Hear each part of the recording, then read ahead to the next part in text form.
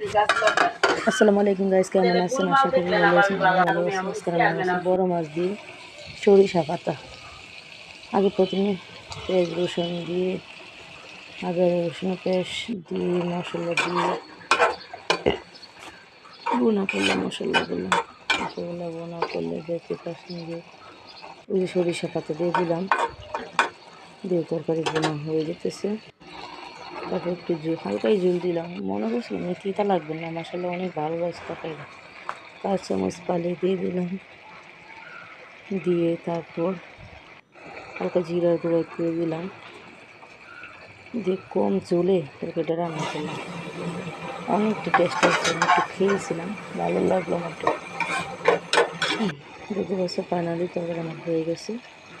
আশা করি তোমরা আমার টেস্টটাকে ফলো দিতে বলবে না এবং আমার টেস্টটাকে নজরে দেখবে। ওকে, আল্লাহ হাফেজ।